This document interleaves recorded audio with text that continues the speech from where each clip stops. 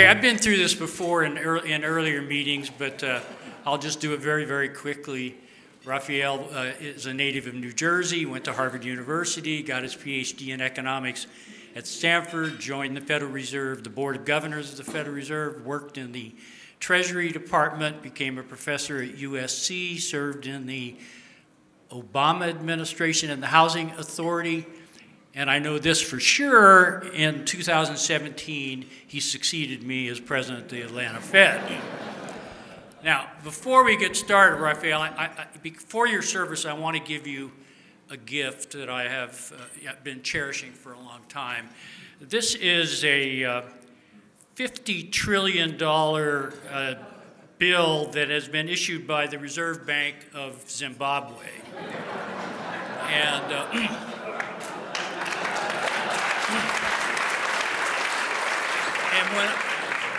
when I had your job, somebody gave me one, but it was $10 billion. So you get $50 trillion. Obviously, there has been some inflation. Some inflation along the way. So don't spend it all in one place, please. All right, let's get started with the question of inflation. Inflation is on everyone's mind. What's the current rate of inflation? What are we actually experiencing now, as opposed to looking back 12 months? So, this worked. Oh, very good. Well, first of all, good afternoon, everyone. It's really good to see all of you. Happy New Year, and it's really just a pleasure to always be here for this program. And this is going in and out, isn't it?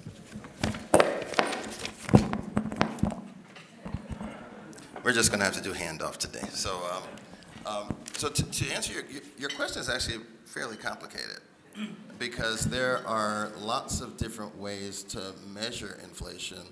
On our website, we actually have something we call an inflation dashboard, which shows 9 different ways that you can measure inflation, and they actually can give you wildly different answers. I guess what I would say in terms of inflation where we are now, it's high, it's too high, and we need to do all we can to get it back down under control. Our target inflation is we have a 2% target by our preferred measure of inflation. Right now, depending on who you talk to, it's somewhere between 5 and 6, which is 2.5 to 3 times more than our target. But that's a lot by any way you can measure it. Now, there's been a lot of discussion recently about sort of, are we past the peak, and is it coming down, and how are people living that? And there's a lot of debate. What I would say is, if you look at our dashboard, of the 9 measures, 7 of them are either in decline or have plateaued. So 7 out of 9. That's significant. But that has only really started in the last 3 or 4 months. And one thing I've learned during the pandemic is to never expect anything, because as soon as you expect it, something else happens. And this pandemic has given surprises regularly. And so I'm not going to declare victory. I'm going to be very hesitant in how I think about it. But we're going to keep watching and hope that trend continues, and that'll be good. One other thing I would just say on inflation, my goal for inflation is to get us to a place where people are not thinking about it and people are not feeling it, because that's when people will make the best decisions for how to invest their money in their business or in themselves or for their families. And so it is critically important that we do this. You just heard Governor Deal and folks talk about investments in teachers, investments in children, and we have a role to play in that by making just the basic foundation of the economy not something that people fear or feel pain from, but rather that they feel like it facilitates that. So we're going to try to do that. I hope that you all, as part of the Rotary here, do that in terms of helping support this initiative, because you've heard me talk about this before. We need to make sure that our economy is maximally resilient, and that people have an opportunity or see in their opportunities a chance to actually get much better, because then we maximize our productive potential, which then comes back and helps it and makes it easier for me to achieve the Fed's goal of maximum employment. So this is really an important thing, and the inflation fight is going to be critical to help establish a foundation for success. Let me probe a little bit more on inflation. Let me probe a little bit more on inflation.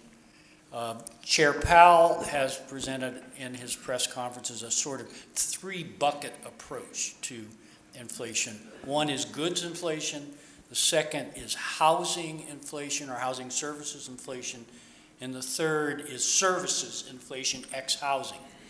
Can you just give us your sense of how we're doing in each of those buckets in terms of inflationary pressures? Yeah, so it's actually very interesting. At the very beginning of the pandemic, almost all of the increase in price pressure was happening in goods. So we were all sitting at home, we were buying things to put into our homes and that sort of stuff. We were not spending money on services, we weren't going to restaurants, we weren't doing trips or any of those sorts of things. And so there was price pressure there. And so we saw the price of lumber go up, all these sort of these issues. More recently, once things started opening up, once people started getting vaccinated and feeling safe and comfortable going out, then we started to see significant pressure in services.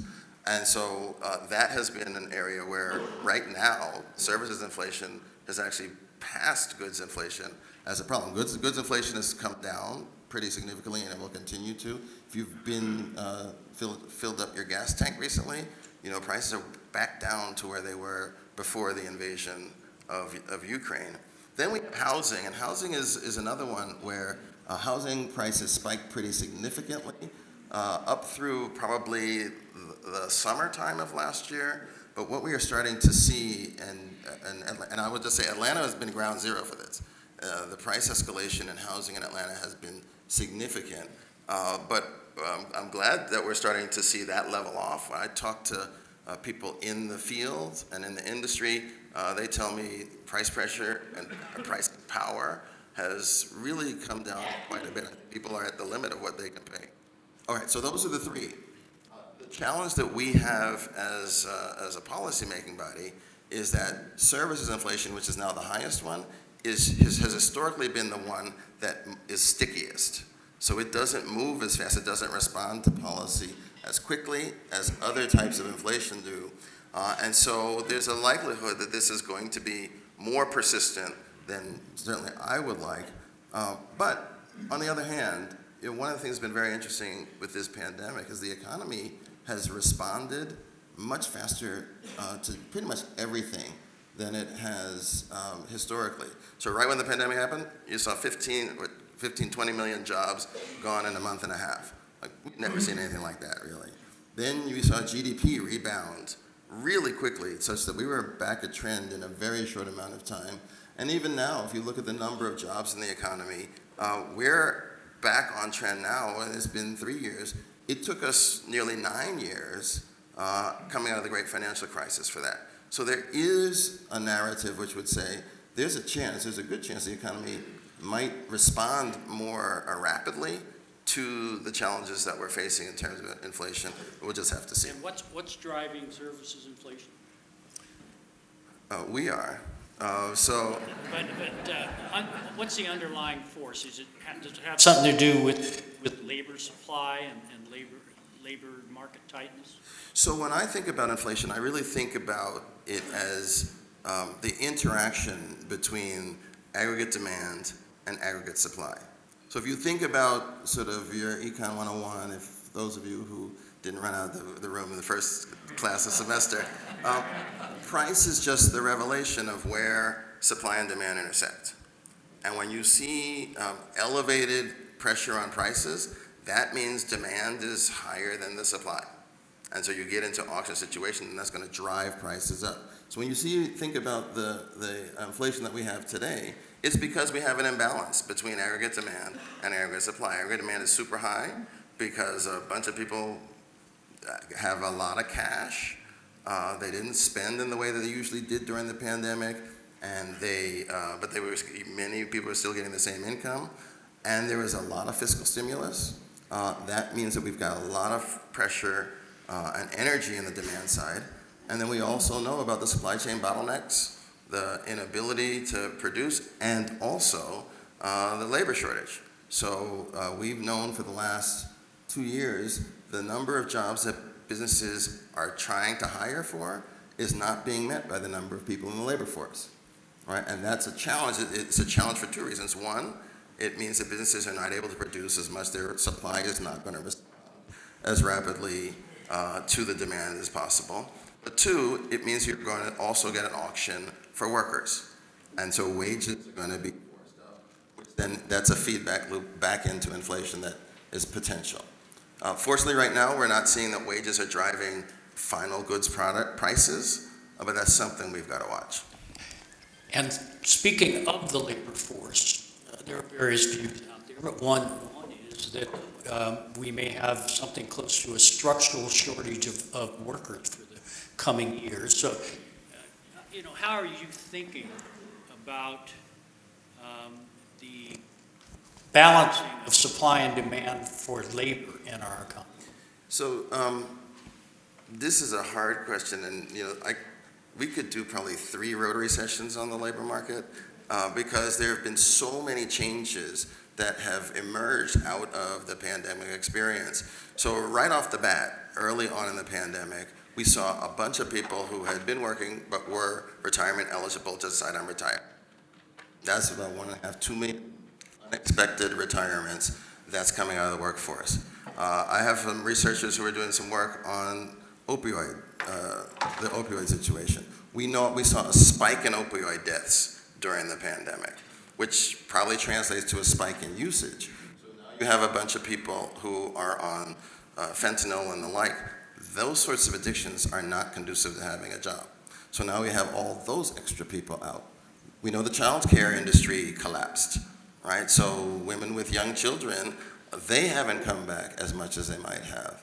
And then we also have the changes in competition. So if you look at entry-level workers, the notion of the minimum wage and what that is going to mean has changed considerably. Some of it's been through policy, but some of it has just been by institutional decisions. So Walmart, Bank of America, Amazon, Target, all saying that they're going to pay $20 an hour. That's going to be the starting, and now every worker knows that. And so if you've got a business, you're now competing for those people at a new basis, which puts challenge into the space. And then we've also heard from a number of folks that the pandemic, when got them all to think about, am I happy with how I'm working? Do I like my work environment and just the nature and the space that I'm in and who I'm engaging with and how we're doing that? And many have really started to step back and say, maybe not. Maybe I'll take less pay for a different type of environment. Maybe flexibility is of more importance than it might be otherwise. Maybe I want to take my dog to the office and I need a job that allows me to do that. Maybe I can now find a job that's based in Seattle, but they let me stay here in Atlanta. So all of this is happening. And the reason why it's complicated is that this is a shuffle that's happening now. And the broad market hasn't settled what the new equilibrium is going to look like. And so this is an area where we actually have to do a lot of monitoring in real time to try to get a sense of where people are sorting out. Are retirees coming back? Are parents finding ways to have their children taken care of so they can go back to work full time? Or have they just decided they're going to do at most part time and maybe not go back at all? These will all have huge implications for what the baseline labor market is going to look like and for what the productive capacity of businesses is going to be moving forward. And so it's a rich field now. And I was just at an economist conference over the weekend, and there are careers that are going to emerge from getting clarity on what all of this has meant for how America evolves in its economy moving forward. The Fed is trying to engineer a slowdown in order to get inflation down from the 4 to 5% range that you cited to around 2%.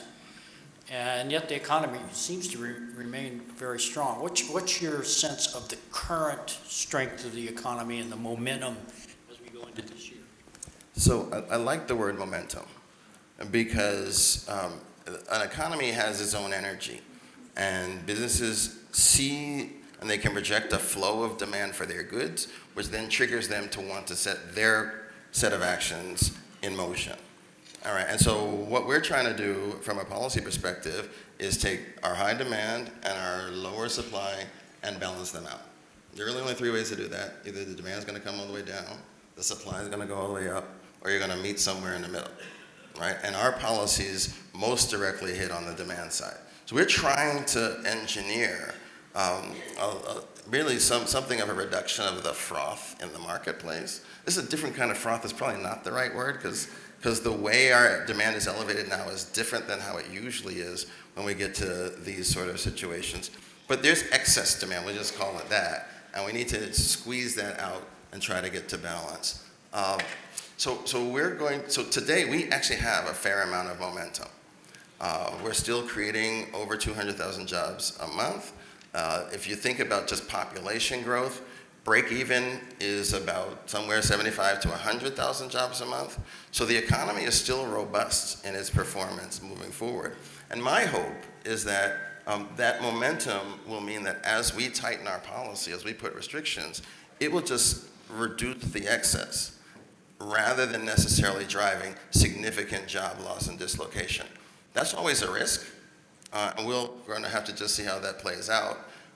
But right now, because there's so much momentum, I think the economy can absorb our repositioning of policies in ways that can get us much closer to that balance than what you would have historically expected in going through a tightening phase. So it's actually a very interesting time, and we'll have to see what happens. Just one other thing on this, which is one measure that I'm looking at is the amount of excess cash that families have.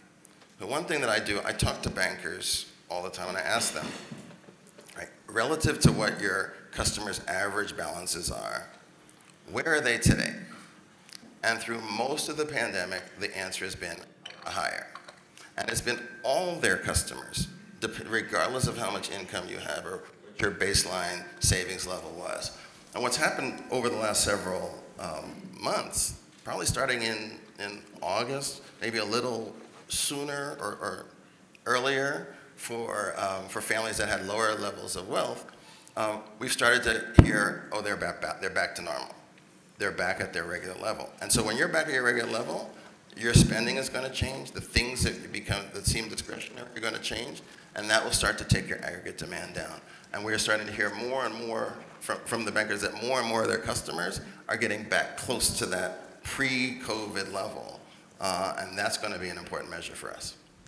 Okay, the bottom line question then. How do you think the economy will look in 2023? What's your base case outlook? So base case for me, so over the weekend I called myself an optimistic worrier. And so not a cautious pessimist. Right, right. That's the flip side of that coin, right? So my projection for 2023 is for aggregate growth of GDP, gross domestic product, to be about 1%. That's slower than sort of what I think our baseline. We could probably grow about 2%, but it is not negative. And my baseline projection or outlook is not for a recession. I think there's a good story to tell that because of the momentum, because there is demand, if we can resolve the supply side can do a lot of the help for us. And I'm hopeful that we can start to see that as well. I do have unemployment in my projection increasing a little bit, but right now unemployment is 3.5%.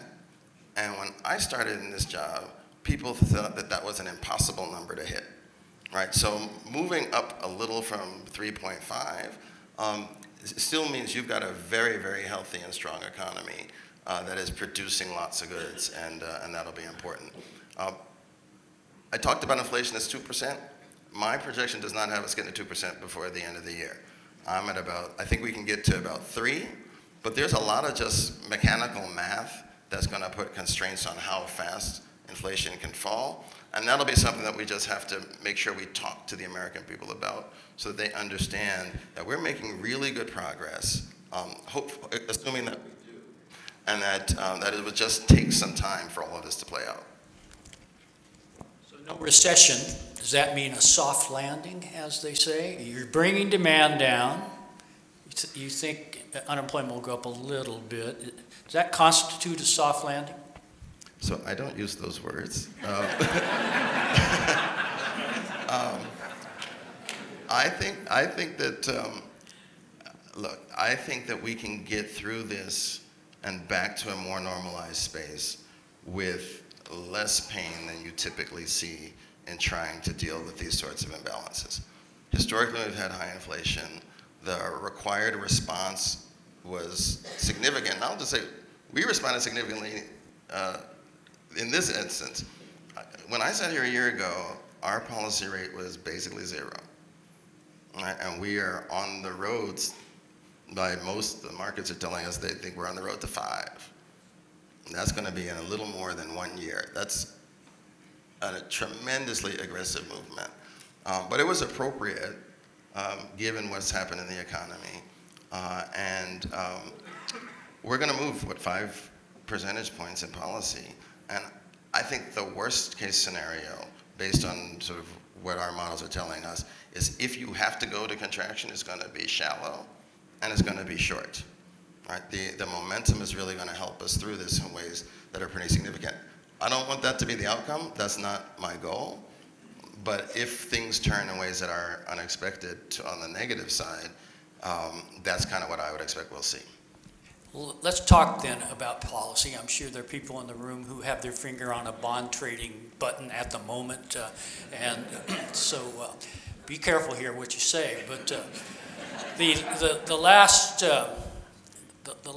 committee-wide projections, which are individual projections that came out in December, showed another 75 basis points of rate increases probably early in the year. Do you still hold to that, or do you see that as likely? So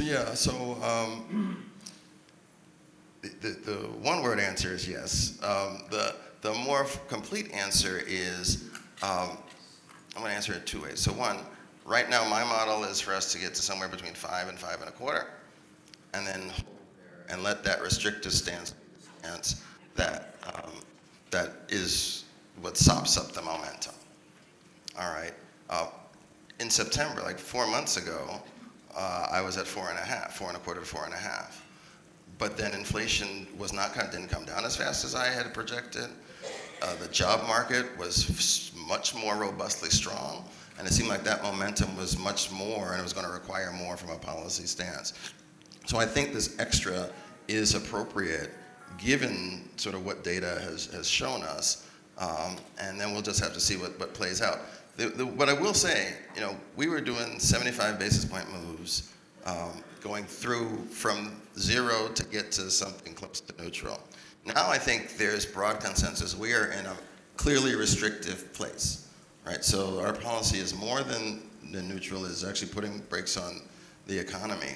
And so for me, at this point, given the amount of uncertainty that's out there, I think it's really appropriate for us to be much more cautious and prudent in terms of our calibration of movements now that they're in a restrictive space. So we've gone from 75 to 50. The next contemplation should be from 50 to 25, and when that plays out. I think the data will guide us, and we'll just have to see what that is. But I do think sort of getting us back into a more normal cadence of policy movements will be appropriate and important. It's so funny, when a year ago, this is so crazy, it's like 12 months, nobody would have ever expected that the Fed would do any move other than 25 basis points. That was the only thing in people's heads. Now we went from 75 to 50, and people are now, like, if they go to 25, they've lost their heads. Like they've lost their commitment on their policy space. And it's like, no, we're actually going back to where you thought we lived like a year ago. Like, so it's important, I think. I know we've had a lot that happened this year, but I hope that people don't lose sight of that the broader, longer arc context, because that does help guide and inform how we approach our policy. So my next question on policy then is, how long do you think you will have to keep it at whatever level you top out? And I'll remind the audience that it's the conventional wisdom that monetary policy has its effect with a lag, sometimes very long lags. So you kind of have to sit there and wait for the effect to come through. And here we're talking about 2 to 3% inflation points coming down. So how long do you think realistically you will have to keep your policy rate above 5%, for example? All right, so 3 words, a long time. So my projection is we'll get to somewhere 5.25, if not at the end of Q1 of this year, early Q2. And then in my model, have us holding through the rest of 2023 and well into 2024. And that's my model. I think it's going to just take time. The services inflation is more resistant and sticky, and so we're just going to have to hold our resolve as the economy adjusts to where our policy is. The reason why I think it's important for us to get to a point and hold is that we've done the opposite before, where we've gotten to a point, unemployment got a little weak, so we dropped. Then inflation came back, so we jumped up. Then unemployment got a little weak, and we dropped. And it caused inflation. Remember I talked earlier about the goal is to have inflation not be in people's heads? When inflation is bouncing around so much every 5-6 months, then it's hyper in people's heads. Like, 'cause they're like, okay, when's the next shoe gonna drop on this? And so as my goal, and I think it's important that we pursue policy such that we get inflation down and it doesn't come back. And that means hold, have some resolve. If there is some weakness that emerges in labor markets, that'll be a short-term thing. And if we can just weather that short-term, then it never becomes a long-term thing. Then we can go back to the environment we were in where people didn't think about it. We had 9 years of growth in continuous in that low inflationary environment. I think that's where we want to get back to. This is not an exacting thing that you're trying to accomplish here. It's not something you can sort of just nail. So if you are to overshoot or undershoot, I take it from your remarks that you are sort of willing to overshoot a little bit. Is that fair? Yeah, that's fair. Inflation hurts everybody. And in particular, I think it hurts those with the least the most. So, one of the critiques that we get, I hear in the media, is by putting the brakes on the economy, you are squeezing out jobs. Usually the last in are the first out, and the last in are typically those that don't have as much wealth, they don't have as much income, they don't have as much education, all those sorts of things. But the reality is, if inflation stays at 6%, the choices that those families are going to have to face are going to be much harder, much more painful, and much more persistent. So if we can deal with that, it gives us the hope that we can return to where I started, which is we can help those folks invest in themselves so they can take advantage of the economy and opportunities and ultimately get to a place of self-sufficiency to where they never have to worry about this again. That's ultimately where I think we need to get to, and that we will get to that faster if we deal with inflation right away. Stephanie, do we have time for questions? Yes, we don't have handheld mics, so I will repeat your question in case someone doesn't speak loud enough, but yes. I think you said that 7 of your 9 measures of inflation had moderated or started coming down. What are the 2 that have not? So what are the 2 measures that have not come down?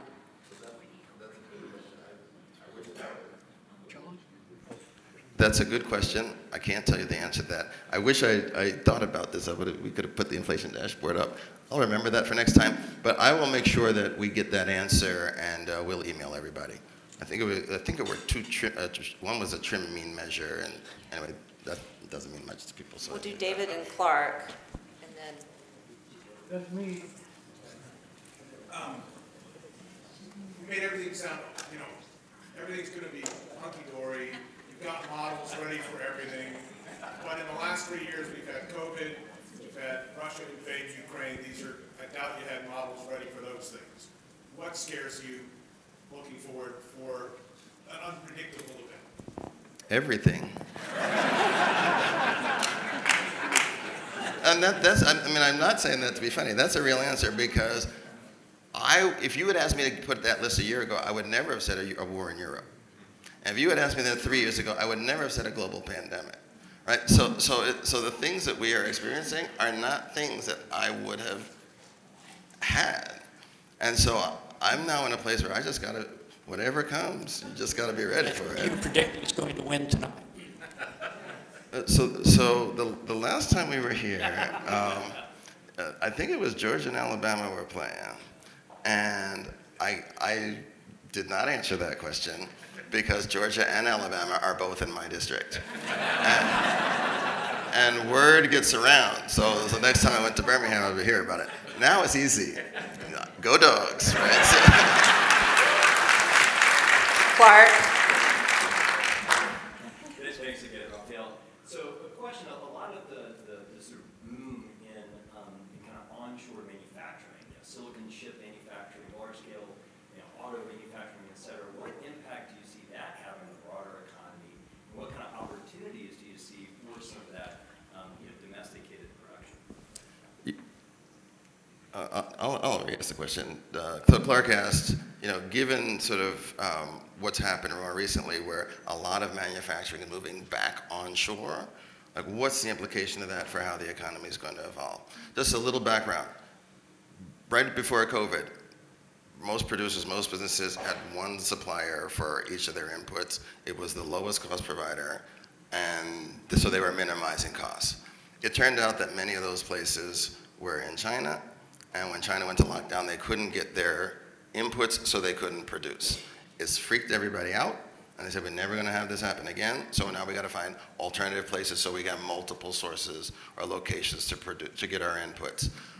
That has a couple of implications. So one is, I told you the initial strategy was to minimize costs.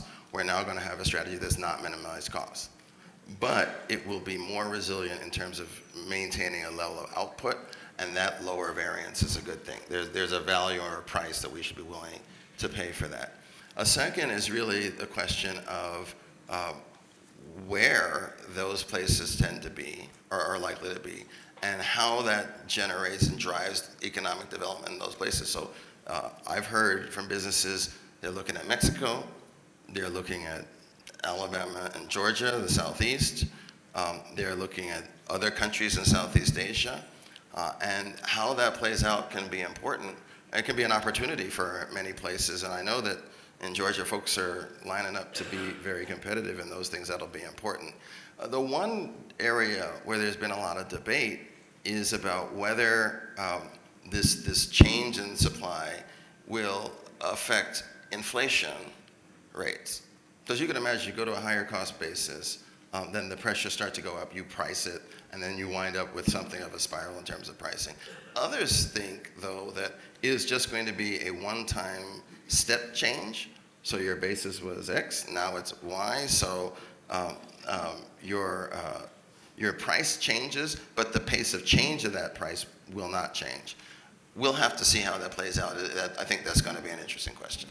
So the next question is Milford and then RK. Hey, Robert, I got the first seat in the house, but I still see you. you see me.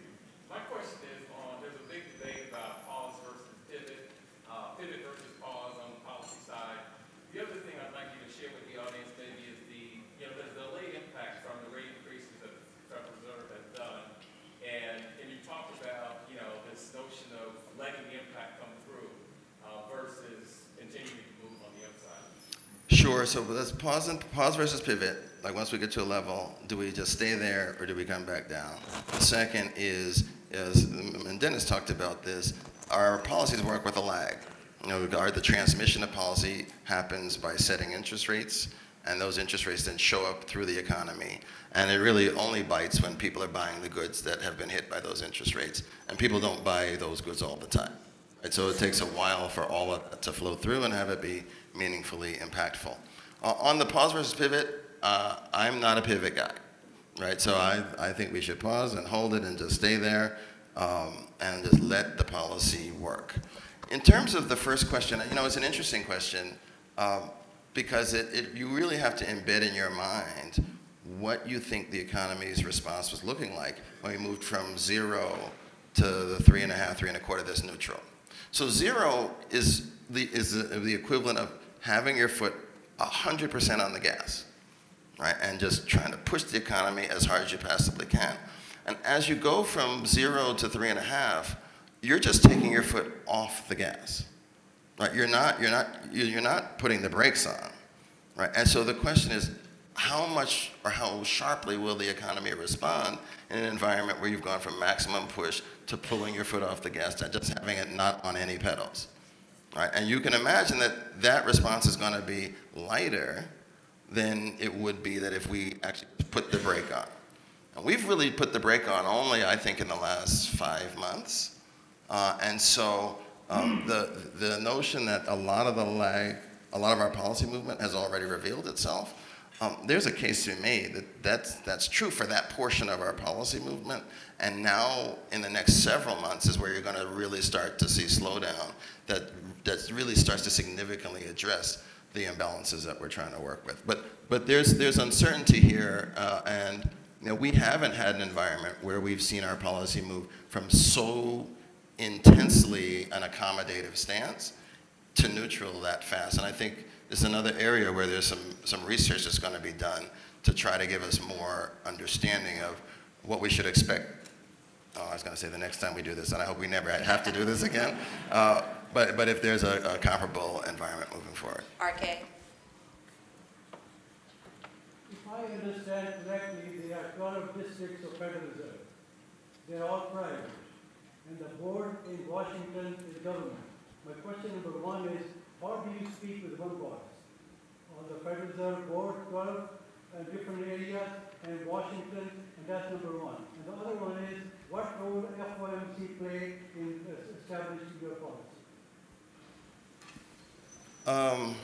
So I'll answer the second. So the FOMC, I'm part of the FOMC, and so we all contribute and inform each other's thinking about where the appropriate rate for policy is. As a practical matter, I can have whatever view of policy I think is appropriate, and I bring that to the committee, and then it operates like a committee, right? And sometimes you win the vote, sometimes you lose the vote, and then you move on to the next committee meeting, and that's kind of the reality.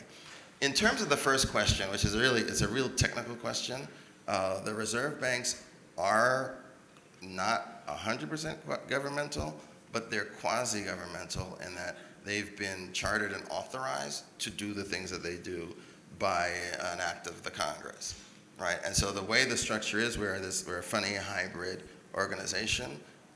So I'll just say for our bank, we do pay attention and we inform a lot of the things that we do by what the federal government is doing. So you think about the holidays that we have and those sorts of things, and wage increases on a year-over-year basis, because we don't want to get so out of touch and out of step with the rest of the apparatus that we engage with so intensely that it raises scrutiny that maybe we don't think we're accountable in ways that are actually not true. I mean, we are hyper accountable, and I have conversations every day about sort of what's our relationship and how do we advance the collective mission, because regardless of whether we're chartered, governmental, or in some other way, we all have the same mandate, which is to get maximum employment, to promote price stability, and to make sure that the financial system continues to live moving forward. So we've got time for 2 more questions. I'm going to go to Sam and 3. Sam, Steve, and Jeff, and then we'll close it out. Given the deadlock that's likely in this new 2 years to come between the Congress and the White House, even within Congress, and major issues coming up like debt limit, immigration policies, trade policies,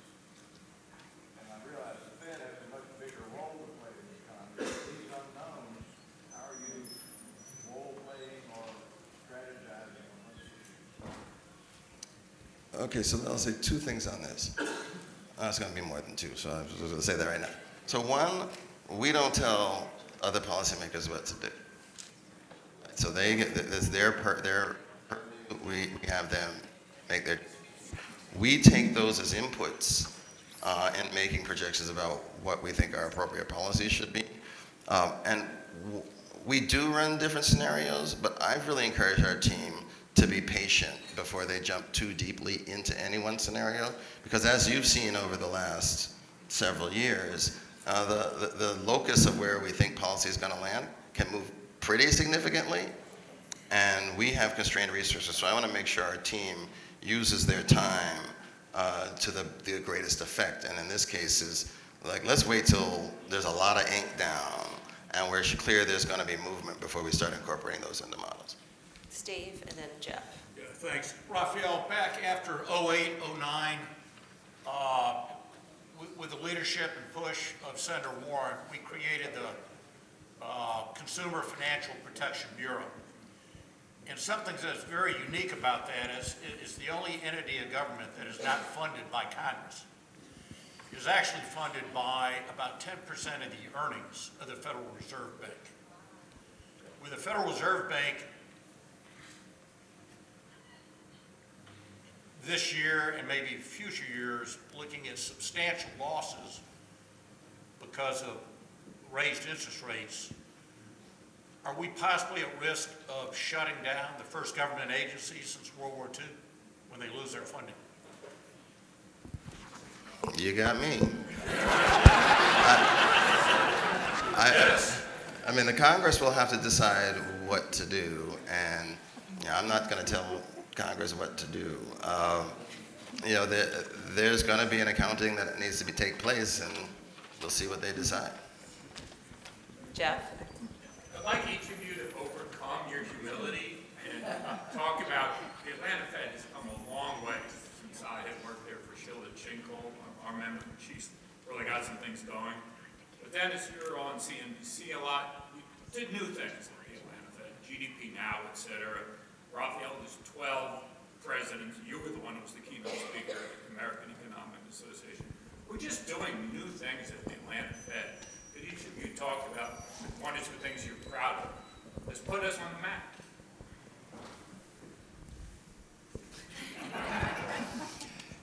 Well, one of the things I'm very proud of, and I think Raphael actually will back this up, is that we systematized our anecdotal economic intelligence gathering system across the Southeast and made it very, very regular and systematic between meetings. So it became quasi-data, if you will, and we did that through interviews with business people and community leaders, as well as a bunch of very interestingly constructed surveys.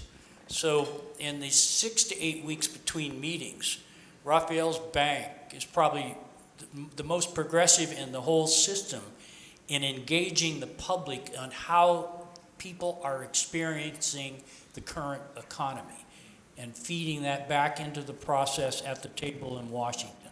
I was very proud of our team doing that. And Jay Powell, the chair, respects this anecdotal feedback and takes it into consideration. So, before I give mine, I'll just say, I give thanks to Dennis every day. Like, he was an excellent president. He hired great people, and he facilitated a lot of innovation that's made my life a lot easier and made my job easier. And so I thank you always for that. It's really wonderful.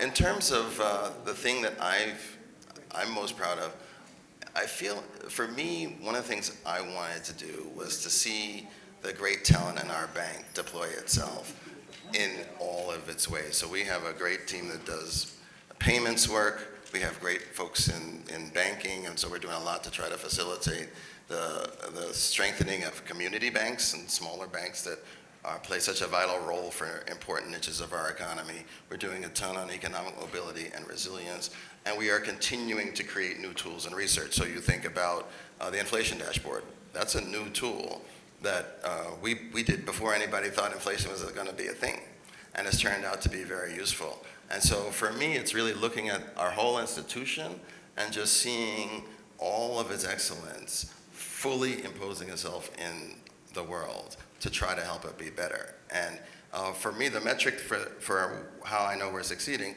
we get more calls today from folks, I heard you're doing something great, we want to come talk to you, we want to know what you're doing so that we can learn from it and position ourselves better. And for me, it's just been such a rich opportunity to work with such great people. So before we thank our speakers, so that Shan and Randall are not harassing you, please take your form with you. And also, I want to remind everyone, Taking the form, as you exit, please sign them before you leave. We'll pick them up at the exit. and also, we do not have Rotary next Monday for Martin Luther King's holiday. The next Monday, the 23rd, we will have another Raphael. Senator Raphael Warnock will be our speaker that day. So please join me in thanking Raphael Bostic and Dennis Lockhart.